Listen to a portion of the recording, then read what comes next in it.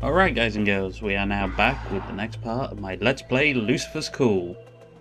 As this video will progress, you'll notice that the music shifts and there are a few cuts in the actual thing. It's because I'm trying to just increase the pace of what's going on and cut out some of the bits where I have just gone on tangents or I've taken too long in a conversation as such.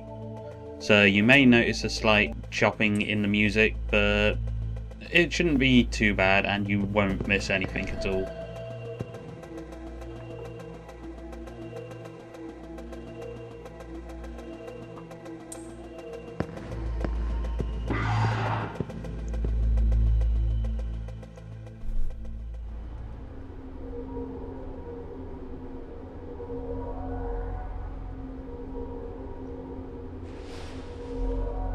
Why aren't you dead?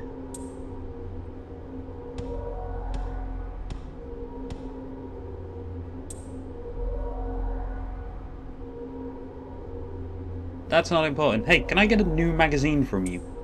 You don't happen to have any spares on you, do you?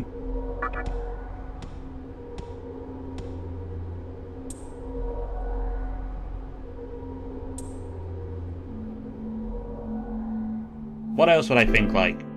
A glow stick?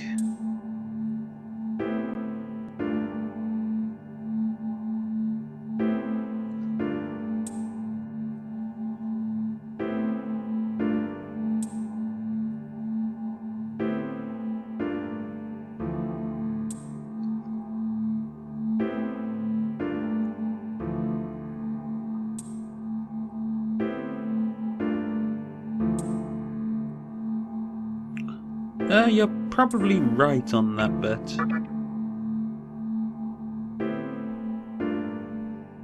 See, I always say any what because I'm never sure he's talking about the demons, which, well, you'll see those in a minute, or the ghosts which are all over the place.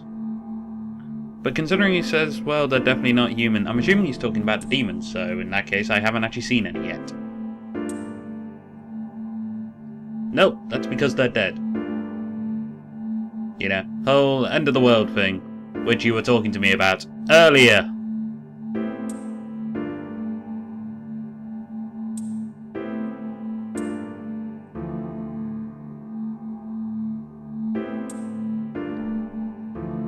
Give the man a medal.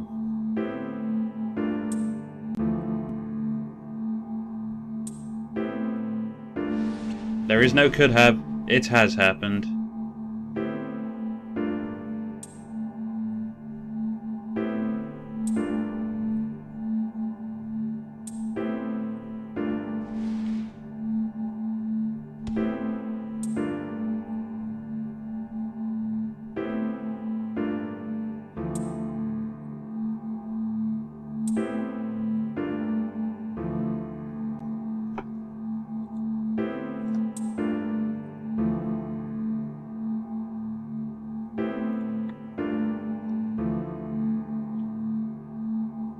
I know there's at least two others. The bad guy, and the teacher who apparently has a thing for the character.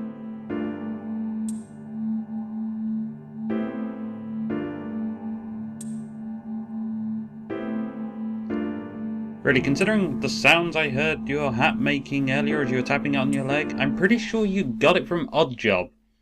Just throw that at them and they'd probably get beaten to death at the very least. Anyway, here we have the cylinders which are used as save points throughout the game. They come in two varieties, large ones and small ones. The difference will be shown later on. But for now, I shall just mention that I'm tripping over myself here. There are no major differences between the small ones, though you can only save out the larger ones, which have another feature which you will come across later on. And we also had the option here to talk to Hijiri, who at the moment doesn't have anything really important to say. He just tells us that he'll be fine, go on without him.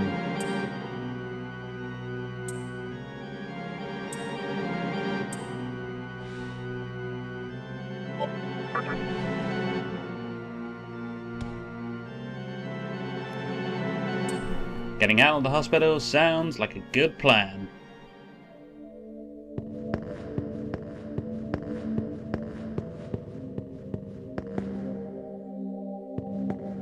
Alright, and as you can see, Operating Room 1 has now been renamed to the Healing Room. There is a ghost here which, when speaking to him, will heal you for free because he believes that you're going to eat him. Hey, I'm not gonna break the illusion if he's giving me free healing.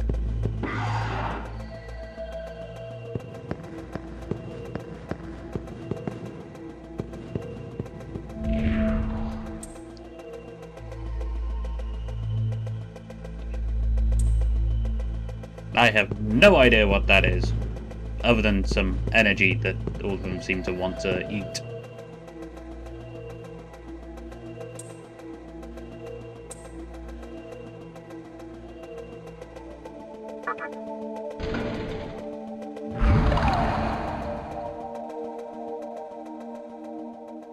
Oh god, I've been attacked by cheap sound effects.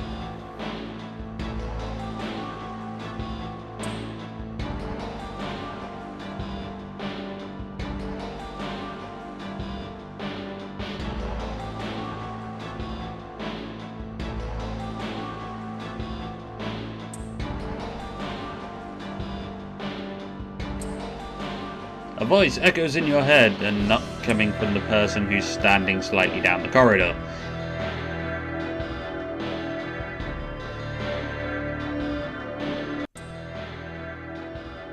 So, if I could hear them and see them, couldn't they have just spoken to me instead of being, "Ooh, I'm going to put these words in your head"? Anyway, now we're coming up to the part where we get introduced to our first combat. And, yeah, as you can see the text, it was 2 parts, and now this video is going to be 1 and longer. The joys of me actually taking the time to edit this properly. Well, to an extent. Still learning on all the finer bits, and Windows Live Movie Maker isn't the best for trying to do detailed things.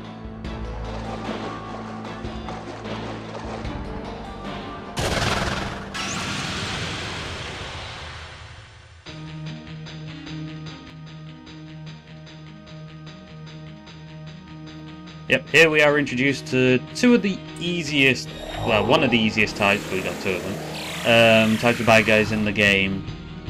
The Will-O-Wisps are weak to practically every magic available to them. I can't remember which ones they are resistant, but they are resistant to one of them. We also are introduced to the combat system, which at the moment I'm just going to be fighting because, well, I can't talk to them to make them join the party because it's a scripted sequence.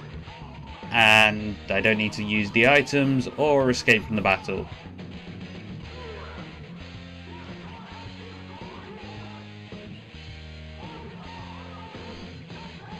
Huh, maybe I did leave this pause for a bit longer than I thought, as it took me less time to explain it than I had originally intended.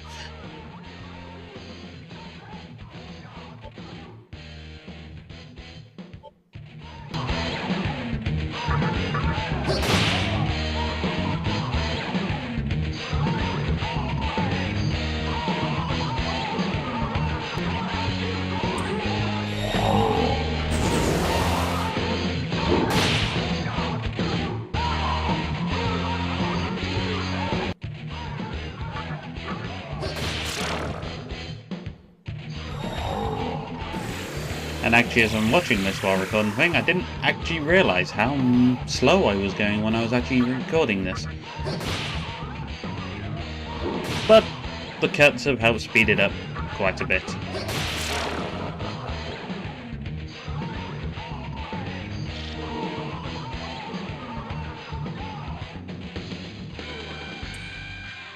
Right, leveling up, you get to customise your stats as you level up. The green bit on the bars indicate which your Magatama is boosting. The one which I currently have is a physical one, which it's more of a generic one overall, but its primary attributes are the strength and the vitality, which increase the melee attacks and your health respectively. Although you can use this time to boost up the points of ones which aren't its primary aspect, since you'll be changing abilities, it's generally good to try and keep... Well, actually I say generally, I'm not 100% sure, but it's a good idea to keep it relatively balanced in the early bit until you get the things which you are going to be focusing on. If you want your main character to be primarily magic, then you'll want to focus on magic, or if you want him to be strong, primarily on the strength. But always make sure to throw a couple of points into each of the respective abilities, because you may run into well, I say may, you will run into monsters which are resistant against certain types of attacks.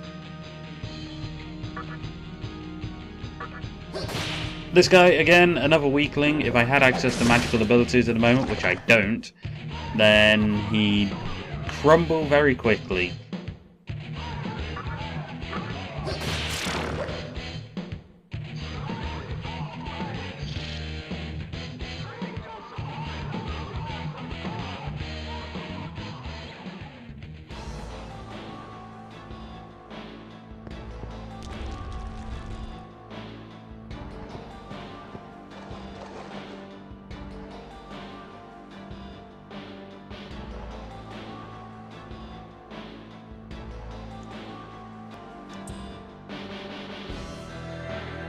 This way! Oh, I'm being all mysterious about my plan. No, you know what? Screw you. I'm going the other way. Well, the only reason I'm going the other way is because it leads to a treasure chest which has some items in which will be useful for me in this early going of the game. But I also had to fight these two things.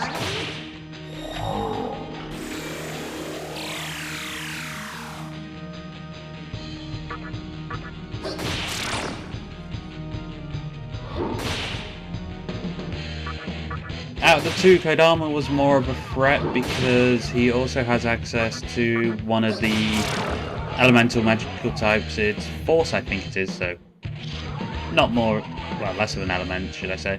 But either way, he hits quite hard with his physical attacks. He sure is doing 6-7 damage at that time, and also that Force damage, I'm not really resistant to it at this point.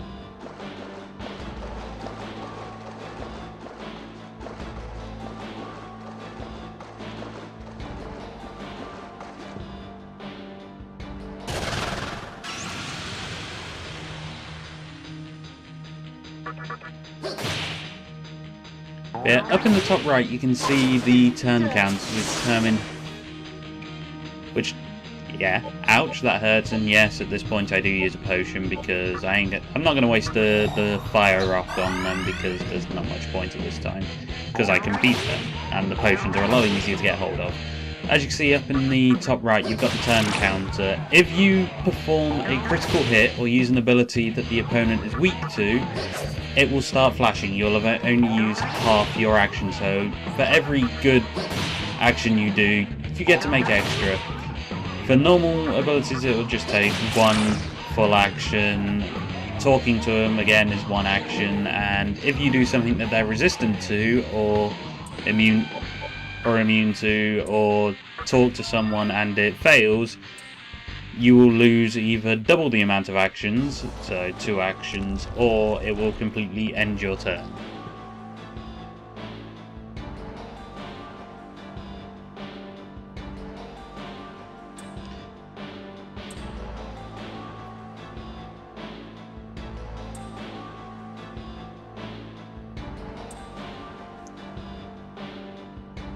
Ah, gotta love the cryptic talk.